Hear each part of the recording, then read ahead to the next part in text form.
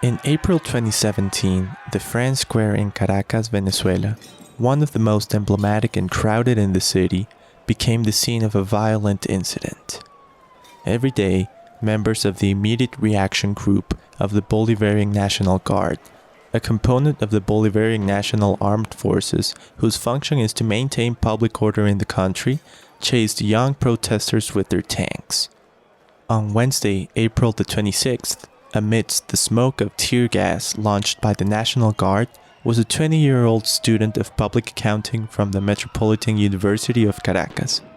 This student frequently attended the protests that had intensified since the beginning of that year. He always did it in the company of his friends, but that day, trapped in the chaos, the young man separated from his group. Suddenly, he found himself alone at the front of the demonstration while more tear gas bombs flew and exploded. In an attempt to protect himself, the young man tried to join other protesters, but quickly lost them and was left completely exposed. Simultaneously, a group known as GRI were hidden behind a kiosk, and one of them came out of hiding, facing him at a 25-meter distance, and shoots at him directly. This tear bomb impacts him right on the chest. Unable to breathe from the blow, the young man ran in the opposite direction, searching for his friends. Upon finding them, they helped him stand, but seconds later, when he tried to take a couple of steps on his own, he couldn't go any further and, with his hand on his chest, fell to the ground. The young man's name was Juan Pablo Pernalete. Welcome to Ausencias Forzadas, Forced Absences in English, a podcast by the International Commission of Jurists about the gaps and absences left by human rights violations in Latin America and the obstacles that victims and their families have faced in preventing these violations from remaining unpunished. I'm Javier Vasconcelos, and in today's episode, I'm going to tell you about the case of Juan Pablo Pernalete, a young student from Venezuela.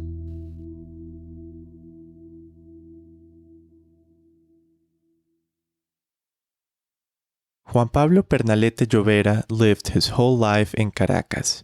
The first child of Elvira and José Gregorio, he never gave them any headaches, as he behaved well at home and was always a good student. Elvira remembers the arrival of Juan Pablo into their lives. I remember that my husband, as an agricultural engineer, he traveled a lot and he was at a farm working on a project. And I called him and I told him we're expecting. I am pregnant. He then says, his name will be Juan. And I told him, but you don't even know if it'll be a girl. He said his name will be Juan. You can give him a second name. I like the name Pablo very much because it seemed to me like the name of a prince, a big name. And so we named him Juan Pablo. Juan Pablo was born on December the 28th, 1996. It was a Saturday.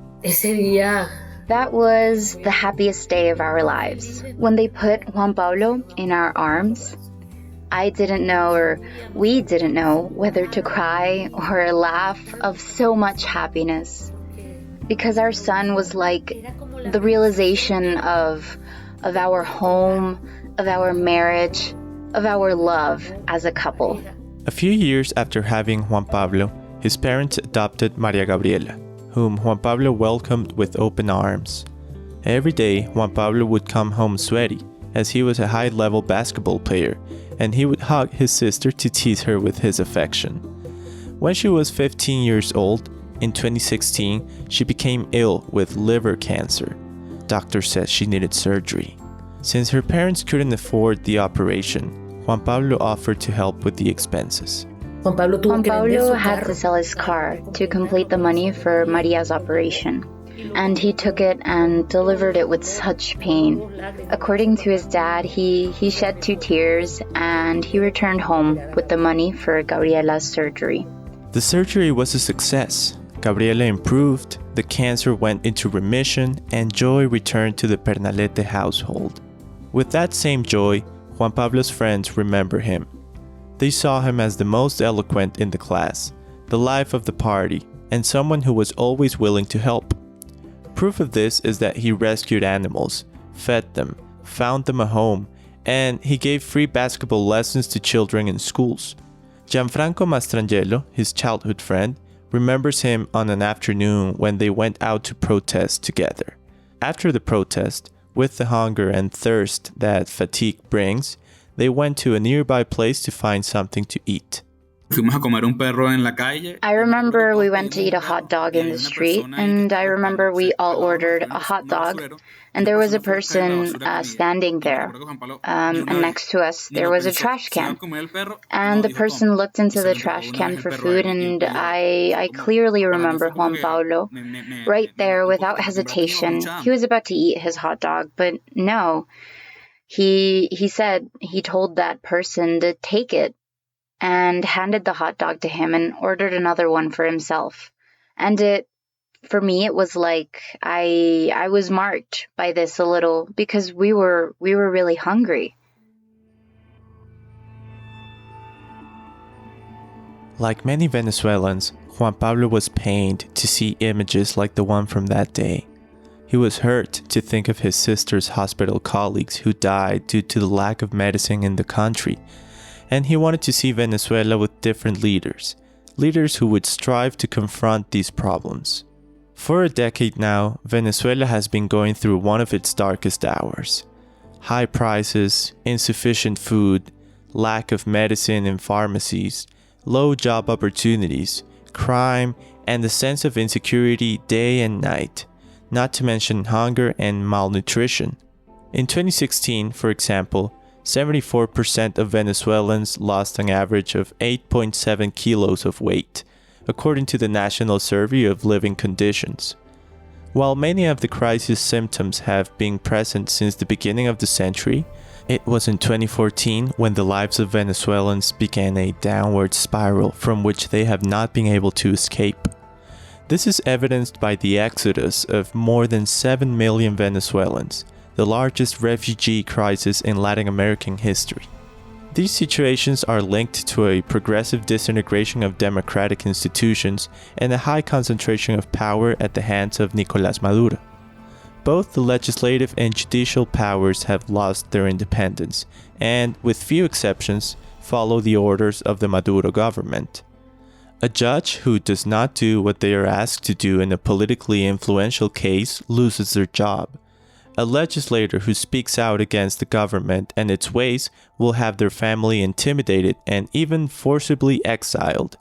Some human rights organizations, such as the International Commission of Jurists, have warned that such concentration of power in the government allows it to exercise it practically without limitations. This tangle of problems has resulted in what has been called a complex humanitarian emergency. It is complex, precisely because it has a political factor origin, which has its origin from political factors that weaken the structures of the state, the economy, the well-being of the population, and the protection of human rights. This is Andrea Santa Cruz, one of the two lawyers who have accompanied Juan Pablo's family throughout their legal odyssey. It is an emergency because the structures are brought down and most of the population ends up subjected to systematic violations of human rights. It is humanitarian because the internal conditions to guarantee the minimum living standards collapsed. Given the magnitude of the emergency and the impossibility of finding solutions through other means, many Venezuelans were forced to seek different ways out.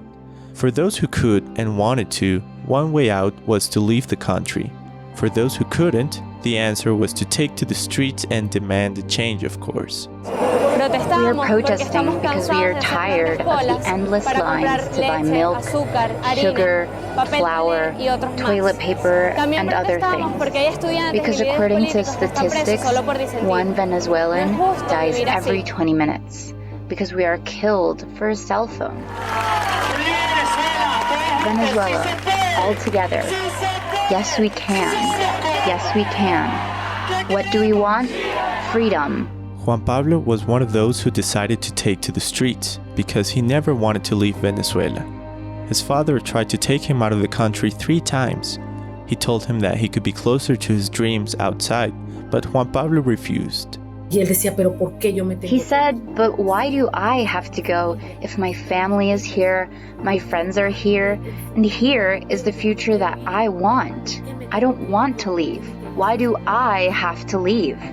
Others must leave. Perhaps Juan Pablo didn't want to leave because he had once heard his mother talk about a time when things were different. I would talk to Juan Pablo about how Venezuela was before. I was also a college student once. I rebelled against the system because young people are like that, irreverent, always against the system. But I was never threatened to be killed. And Juan Pablo grew up wanting to see the beautiful Venezuela that he dreamt of. And in spite of it all, they could not take away these boys' ideals. From none of them. And ours either. Although there were protests before, it was in February 2014 that a wave of massive and constant demonstrations began that lasted for years and marked the recent history of the country. In 2015 and 2016, as the government accumulated more power and cut democratic guarantees, protests became more frequent. For its part, the Maduro government intensified its attack against dissident voices, so in 2017 it implemented the Zamora Plan, a security policy designed to maintain internal order in the country and defeat a supposed coup orchestrated by the United States.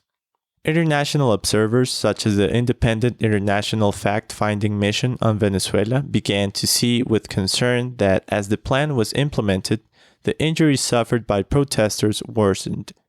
Within months, Venezuelan medical personnel went from treating intoxications caused by tear gas to treating protesters impacted by these same bombs, pellets, and even bullets. Despite the risks, the protests continued, and Juan Pablo Pernalete kept attending them frequently. Elvira still remembers the days when Juan Pablo would come back home after the protests. One day, while I was sweeping in the patio, he arrived from a protest and sits down so shaken. And I asked him, "What is wrong, Juan?" And he said, "Mom, today I met a boy. This boy was in front of the manifestations, and he was throwing back everything that was thrown at us. And his hands were covered in blood. So I went to wash his hands, and he said, 'Chamo, I'm from a slum. I'd rather be here fighting because I have nothing to eat at home. My mother is sick. Mom, if that boy is at the front, I will be too.'" And that's what he decided to do on April the 26th, 2017. Juan Pablo started his day as usual. He, a high-performance athlete, got up at 5:30 in the morning to practice free throws on the basketball hoop at his house. "Basketball games are won on free throws," he said. Then we made breakfast and took him to the gym, which was near the university. That day, we went to visit some pharmacies because my husband has blood pressure issues, and we needed to look for his medication in several pharmacies. And while we started visiting some, left Juan Pablo at the gym. He said goodbye. "Blessings, Mom. Blessings, Dad. I love you very much," as he always said goodbye. After going to 3 or 4 pharmacies during the morning, the phone rang. It was Juan Pablo, asking them where they were, as he wanted them to take him to where the protest was going to take place. Jose Gregorio was waiting in line to pay for the medication he was able to get. I told him we would be at the pharmacy for approximately 30 or 45 minutes. And he said, no, it's very late, Dad. You're going to take a while. My friends are picking me up, so I will go with them. Don't worry, I will go with them. And I said, "Okay, this is fine, but take good care of yourself, Juan Pablo." And he said, yes, Dad. Don't worry, blessings. Juan Pablo had lunch, left his house, and arrived at the protest. In the midst of the gas and the chaos, he lost his group of friends and fellow protesters and was hit in the chest, which moments later left him on the ground. His friend Gianfranco, who was further back in the protest, remembers the moment he saw someone he didn't recognize collapse and be surrounded by other protesters. When he decided to approach that person, he found out who it was.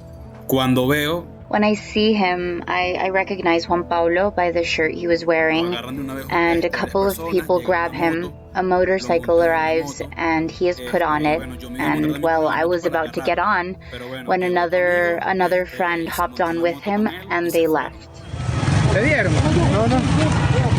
He's hit. Take him. Hold on, Chamo. Hold on. When I see he is losing consciousness, I say to myself, well, for sure, he is asphyxiating.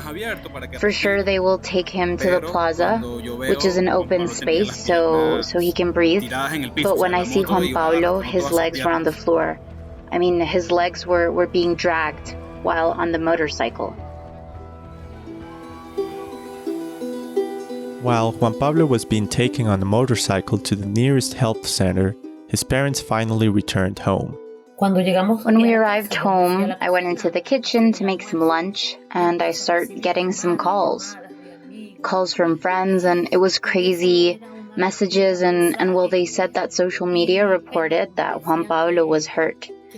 And my husband arrived when I was making lunch and went into the office. And when I heard what happened, I kept asking them to tell me the truth. If he had been taken to jail, because young people would also be taken to jail, and they would get their spirits broken. So, well, I came running and told him Juan Pablo was hurt. They tell me he is at Chacao Health, and we need to go. They got ready as soon as they could, got in the car, and headed to the health center. I remember we were praying for him not to have been taken to jail and for him to be okay. My husband said, don't worry, he is a highly competitive athlete. Maybe he was hit on an arm or leg. We are bringing him with us. Don't worry. At that time, the traffic towards Salud Chacao was hellish. They could already see the smoke and smell the gas from the tear gas bombs, but they couldn't advance any further. So Jose Gregorio got out of the car, stopped a motorcyclist, and asked him to take Elvira to the health center. She had never ridden a motorcycle before. I arrived at Chacao Health. There were many people, too many. They said, the mother is here. And so I come in, but I don't get to where Juan was. I was taken to an office. There were so many people. And I said, where's my son? I want to see my son. And the mayor from Chacao comes in and he tells me, you must be strong. Your son is dead. The doctors at Salud Chacao tried to revive Juan Pablo for almost 40 minutes, but it was not possible to make his heart, shattered by the impact, beat again. He had arrived without vital signs. I remember I was out of my mind, like crazy. I started throwing everything I could find in that office and ran out to the cubicles in Chacao Health Center.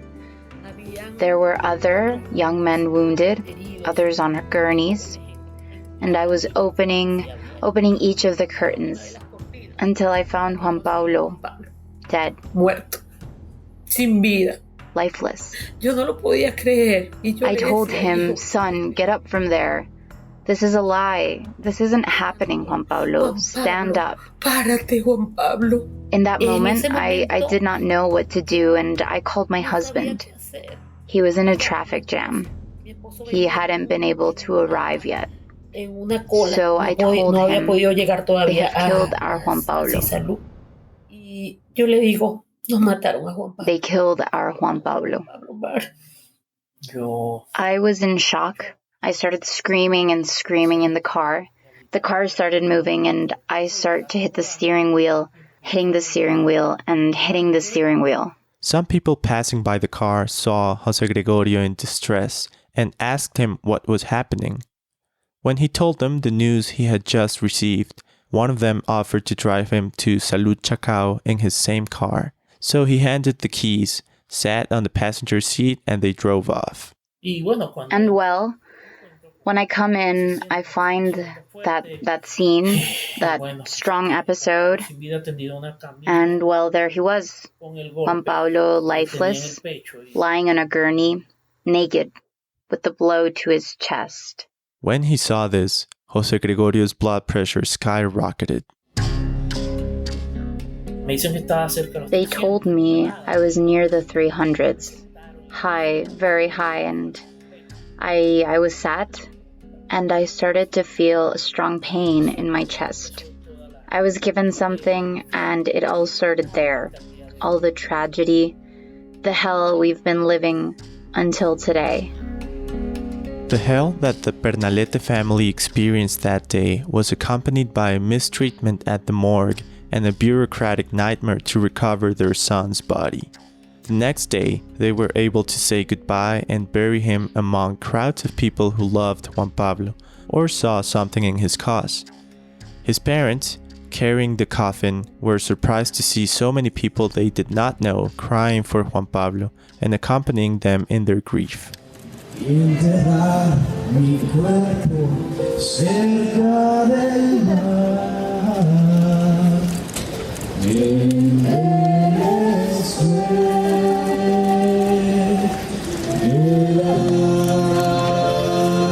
In the end, bury my body near the sea, in Venezuela. But the Pernalete family's ordeal did not end with the burial. Still at the cemetery, Elvira and Jose Gregorio were approached by strange presences.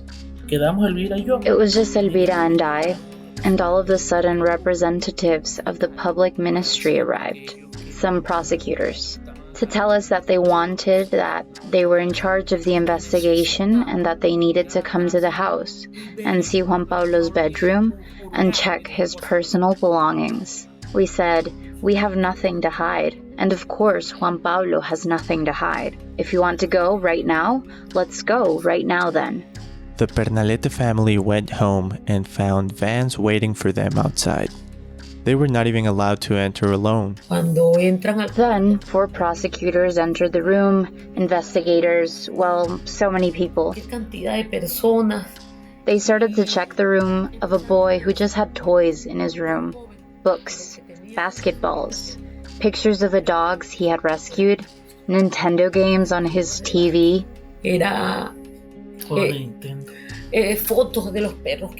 And me, full of rage and pain, asked them, what are you looking for? The room of a terrorist, like you called him? What do you want?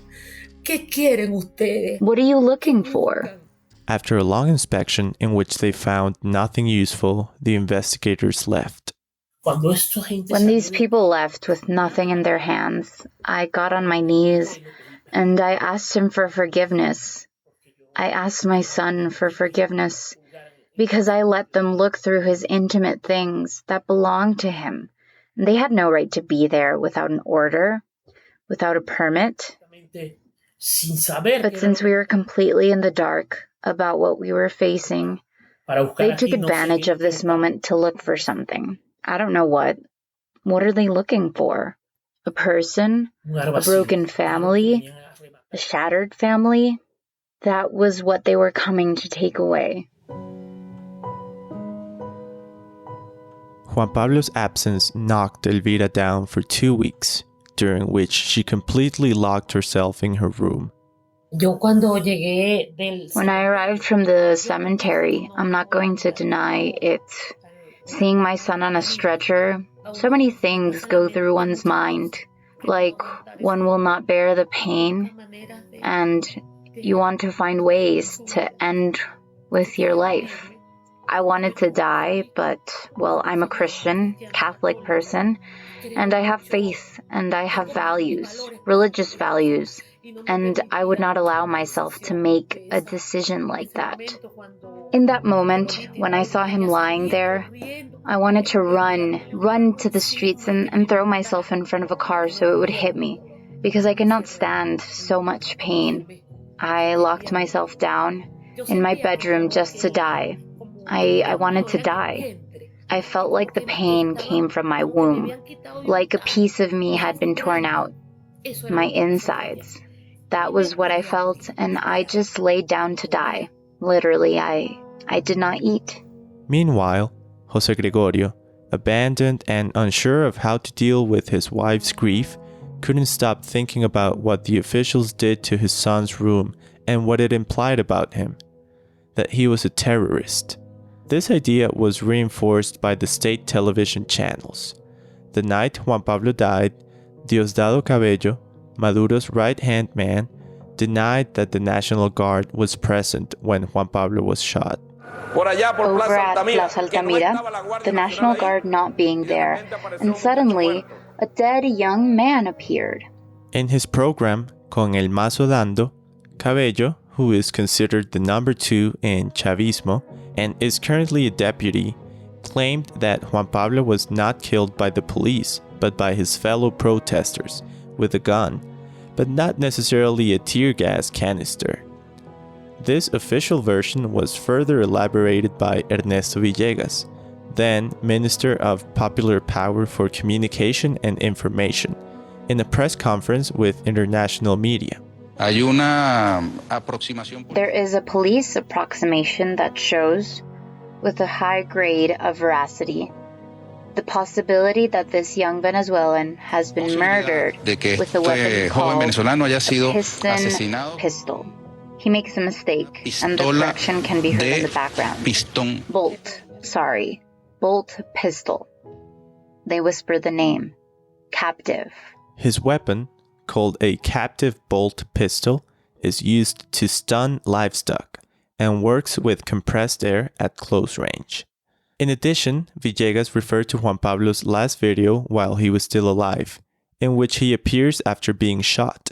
He accused 2 individuals who appear to be helping him stand of being his murderers. The 2 individuals approached him and make a maneuver where the man dressed in orange, after allegedly firing a weapon, the captive bolt pistol, hands the artifact to an individual with a blue shirt who leaves the scene immediately. For Juan Pablo's parents, listening to this version was re-victimizing and stigmatizing, as if they were being reminded of the pain they already felt, because for them, the story is different. They broadcast the video that is in the media where Juan Pablo is being picked up by some companions from the protest. And Juan Pablo says, no. Then he says, you saw him. And another partner says, no. That no, that you hear that no, is my Juan Pablo. That when they went to pick him up, he says, no, for them not to do it. He was going to stand by himself. And this man took on the task to manipulate this. However, the government's version prevailed in the media over the family's version, until Jose Gregorio could not take it anymore. So I start looking up what a terrorist means. When I read this, I say, this is not my son. This is not what they want to reveal, what our Juan Pablo really is. And I went upstairs to Elvira's room. Jose Gregorio saw Elvira still lying down and said to her, Elvira, you must get up, because you have been laying down in this bed for 2 weeks. You wanted to know nothing. But they are calling our son a criminal, a delinquent, and a terrorist. They already killed him physically, and now they want to assassinate him morally. We will not allow this from anyone. Despite the pain, Juan Pablo's mother gathered the strength to get out of bed and counter that barrage of misinformation about her own son. She stood up, had some soup, and started gathering everything she had of Juan Pablo. His first teeth, his first lock of hair, his umbilical cord, his academic and sports achievements. She went down to the first floor of her house, where her husband was and said, "What do we need to do? Where do we need to go?" Next to her husband was Waldemar Núñez.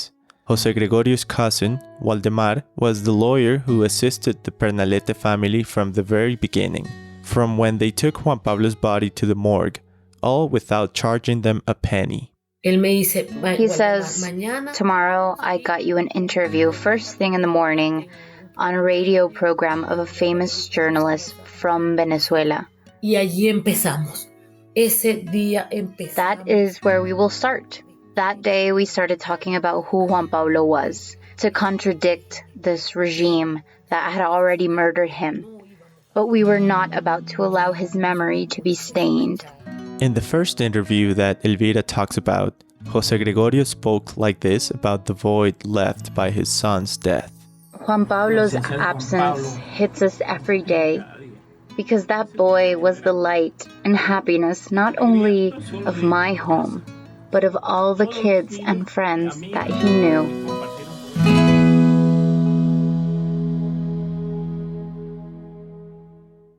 Since Elvira got up with Waldemar's help, the Pernalete family began to fight for Juan Pablo, a fight against what Elvira defines as a monster with feet of clay. Why? Because he has no foundation, no values. He doesn't have... What he has done is to destroy our country.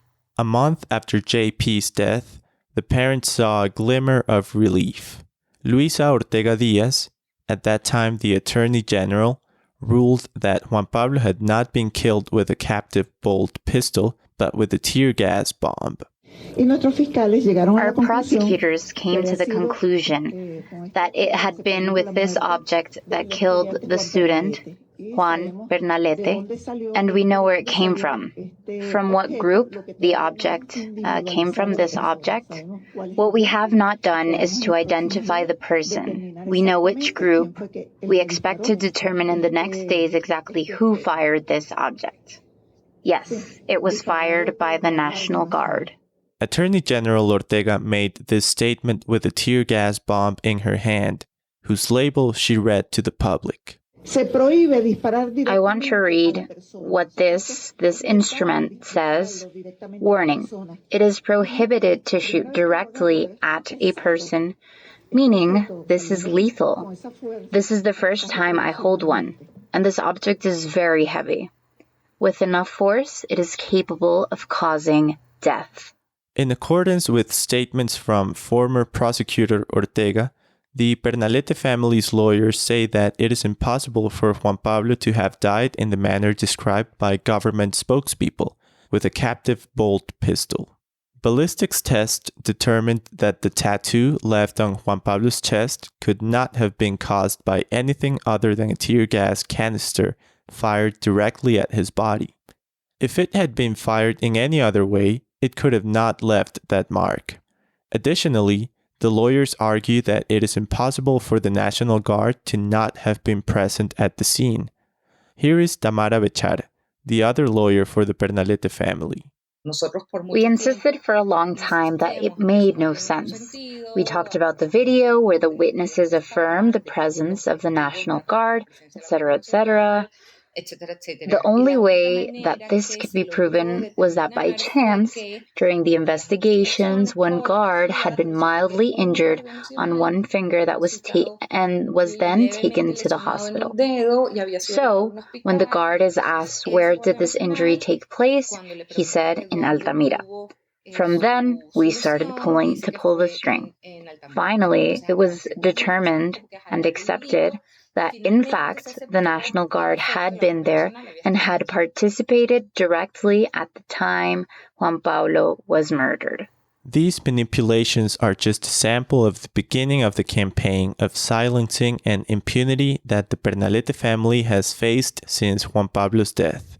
During the years that the process has lasted, the Pernalete family has had to endure postponed hearings, altered versions of events, a constant change of prosecutors in the case, 16 to be exact, and judges who, according to the lawyers, do not decide according to the law. All of this has led to the fact that, After so much time since Juan Pablo's death, there is still no justice.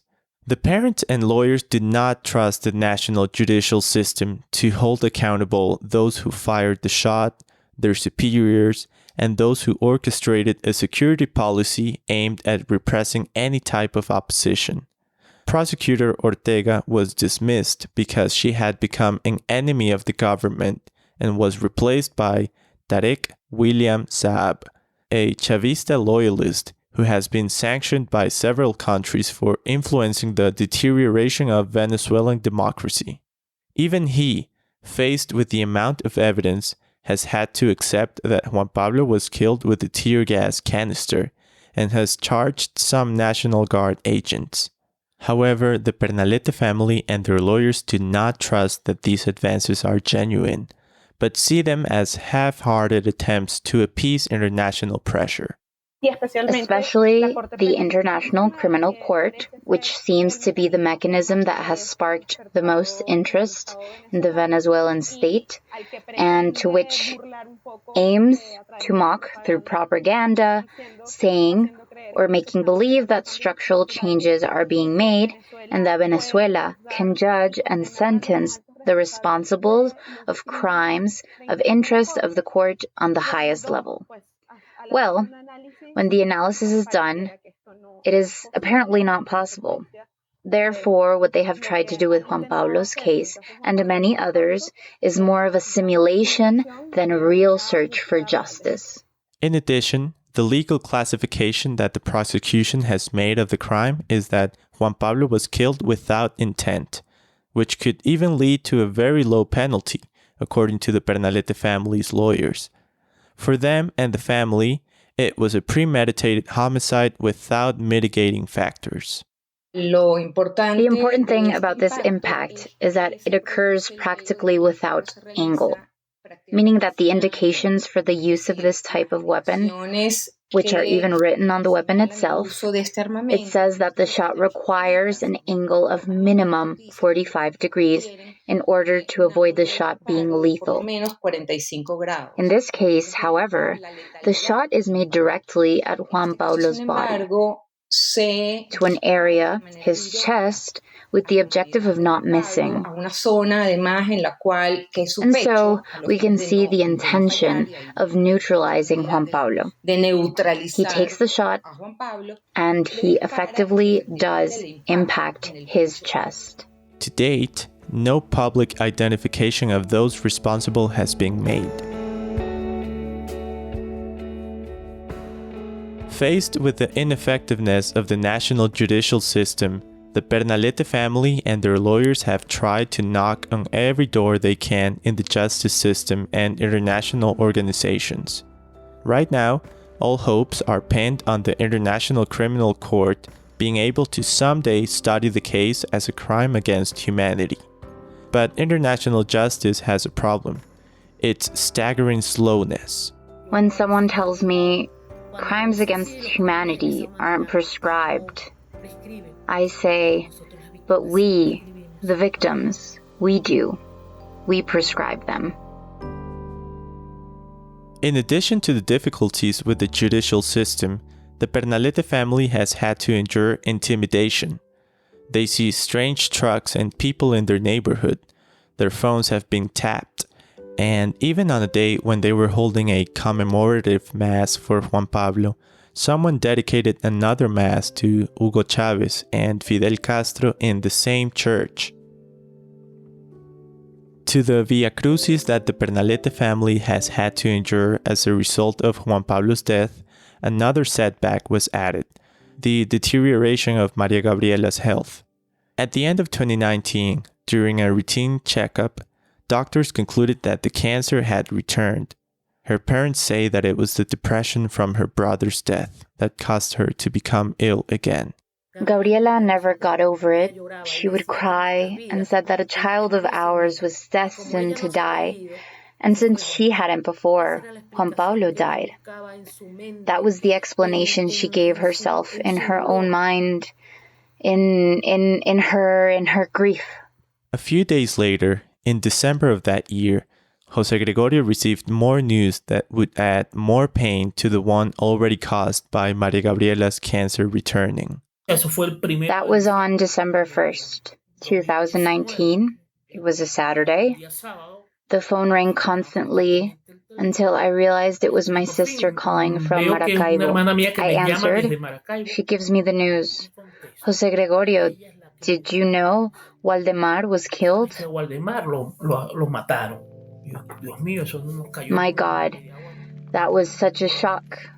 Another loss. Waldemar Núñez was hit by a truck on Urdaneta Avenue in Caracas, then reversed and ran over him again before stealing his credentials. That's all that's known from some testimonies. It was a heartfelt loss. He was practically our advisor, our right hand. He was with us after all the legal process started.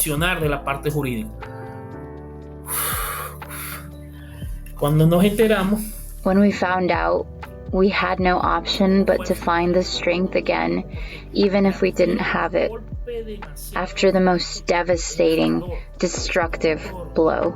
Until today, Waldemar's death remains unresolved, and there has been practically no investigative progress since it happened.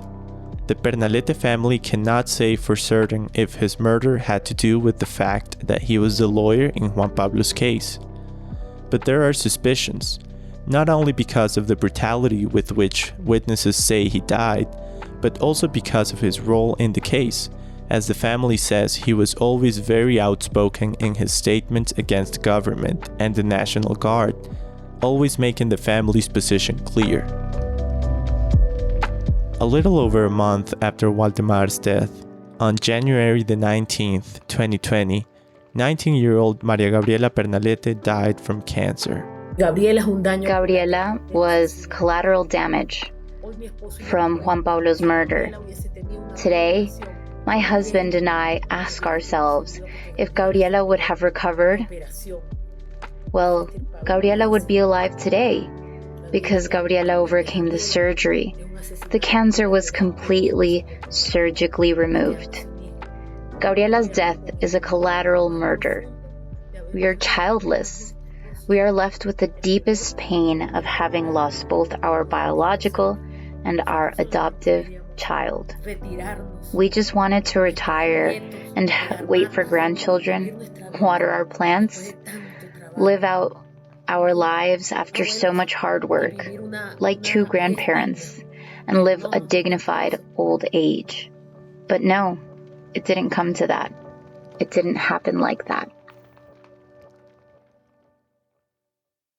Although Elvira and Jose Gregorio have said more than once that they have no future since Juan Pablo's death, that they died with him, they still wake up every morning with the determination to preserve the dignity of their son's memory. They live one day at a time, and the arrival of night is the announcement of an achievement, because every day lived is one day less to be with their son. While waiting for the hour to reunite with him, Elvira imagines the possibilities of seeing justice. There are two scenarios, two possibilities. One, that we get to witness it, and that day might just be the most painful one, because Juan Pablo is not here to see the Venezuela that he dreamt about and longed for. Hopefully we will see the day. We will be alive.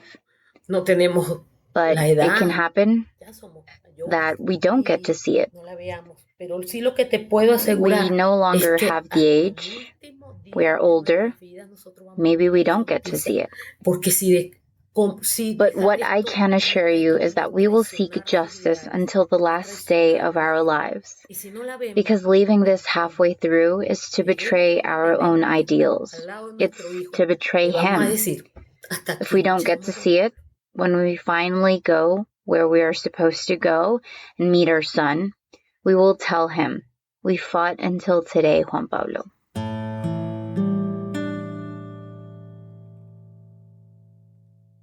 The Pernaletes' struggle has not only been for Juan Pablo. In 2017, Elvira and Jose Gregorio founded Alfavic, the Alliance of Families and Victims.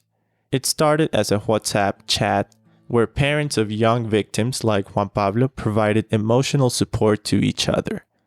When one fell, the others lifted them up, and so they joined together. Elvira remembers the first day they all held a press conference together. We were very confused parents, very scared and fearful about what could happen, about what we were facing. But all of us, absolutely proud of our children. That stood us up. That was where we began. Alphavik has grown in large part thanks to the tireless work of Elvira and José Gregorio. Since Juan Pablo's death, they have had financial problems, so they had to sell their jewelry, their inheritance, to be able to live and promote their path of justice and memory. Along with the other parents, they have knocked on the doors of international media and institutions, where they have told their stories and shown the reality that Venezuela has experienced in recent years. This is also now a resistance against this system that every day tries to get us tired, to drain us. We continue as Alphavik.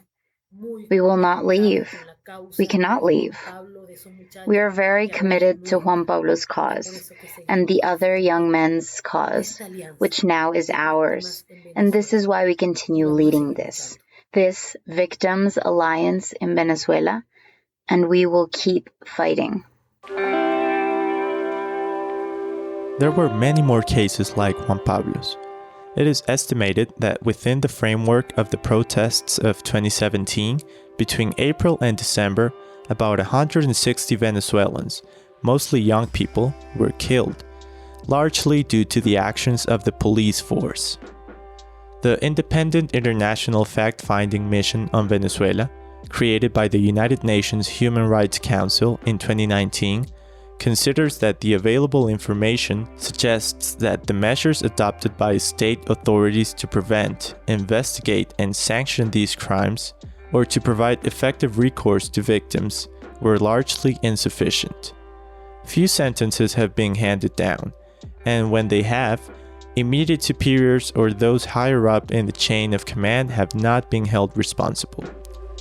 In the vast majority of cases, violations and crimes were not properly investigated or judicially prosecuted by the authorities, and therefore remain unpunished. They not only did not change their way of acting, but in fact, multiple indications show that they continued to adopt plans and policies that violate human rights. So that was part of the state's policy that was gathered in plans, which have been made public by the Independent International Fact-Finding Mission, and which, under their analysis, could determine that there were state policies to put an end to the dissidents with the opponents, or who are perceived like opponents, who are also seen like the internal enemies by the national government. There isn't an autonomously made decision by the judges here. Every decision they make in cases related to or that have a political interest obey to the rules that come from the central leaders from the government. We can see how, for example, every time that information was requested from the generals of the National Guard that were involved, they would deny the presence. So we are facing the crime of a cover-up that is an obstacle to getting justice. And yet, nobody notices this, because there are untouchable people that respond to the interests of the king. Living in Venezuela is still a difficult task. 9 out of every 10 Venezuelans live in poverty, and 65% of households struggle to make ends meet. Venezuelans must still visit multiple pharmacies to obtain their medication, and lines for bread extend around corners. Approximately 1 in 3 children under the age of 5 suffers from growth retardation due to malnutrition. Despite the increase in protests in the 2 years following Juan Pablo's death, particularly in response to social rights, authorities have been unable to contain the crisis in Venezuela, and thousands of Venezuelans continue to flee to other countries in search of opportunities. In contrast, the number of protests has decreased in the last 3 years due to fear instilled by repression and the COVID-19 pandemic. The families of the majority of victims are still waiting for justice. Until that day arrives, Elvira and José Gregorio Pernalete will continue to defend their son's name. And as a mother, and knowing my son, the only thing I can say is that Juan Pablo was going to be in a place where he considered he was defending a just cause. If Juan Pablo considered that he had to be there in front of all the Venezuelans that just wanted to express themselves, Juan Pablo was going to do so. Juan Pablo lo iba a hacer. Y yo te puedo decir el día de hoy que si nuestro hijo estuviese vivo, if our son was alive today, he would still be there. That was my son. That was Juan Pablo Pernalete. Thank you, Juan, for what you did, for all the time that you told us jokes, when you helped others without fear. That is why I know you will be eternal and never die. You are beside God. He is listening.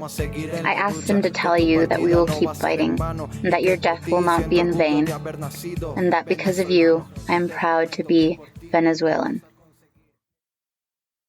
To prevent further cases like Juan Pablo Pernalete's, the International Commission of Jurists urges Venezuelan authorities to fulfill their international human rights obligations by investigating, prosecuting, and punishing murders and other human rights violations committed in the context of protests. This requires authorities to conduct prompt, transparent, rigorous, impartial, and effective investigations aimed at determining the identity of the alleged perpetrators of the violations committed, including those involved in leadership positions. On the other hand, to prevent deaths like Juan Pablo's from happening again, Venezuelan authorities must ensure that the use of force complies with international human rights standards. In particular, they must respect the basic principles on the use of force and firearms by law enforcement officials, which determine that the use of force must be exceptional, necessary, and proportionate. It is also essential that military personnel do not have functions related to maintaining public order, as they are not trained or designed to ensure the protection and control of civilians in the context of social protests or public disorder. Their training should be aimed at defeating the enemy, not protecting the civilian population. Finally, Venezuelan authorities must guarantee the exercise of the right to peaceful protest. The Commission reiterates that it is essential to restore and guarantee the independence of the judiciary and the public prosecutor's office in Venezuela, which also implies restoring the functioning of the rule of law in the country.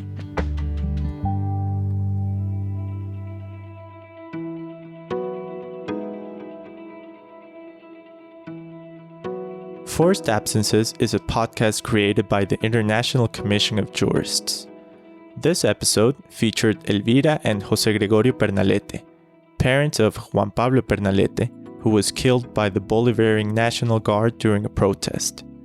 Also participating were Andrea Santa Cruz and Tamara Bechar, lawyers for the Pernalete family, and Gianfranco Maestrangelo, a friend of Juan Pablo.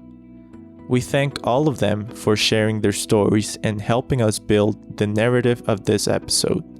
Special thanks to the Human Rights Center of the Metropolitan University of Caracas, Venezuela, and also to NTN 24 Venezuela, BBC News Mundo, A Todo Momento, Últimas Noticias, Elio Borges, VTV, Shirley Varnaghi, Globodivisión, and Dalpaus JG, for providing the archival elements used to set the tone for the narration. The script, production, and sound design of this podcast were done by La No Ficción Agencia. My name is Javier Vasconcelos, and I thank you for joining us on Forced Absences.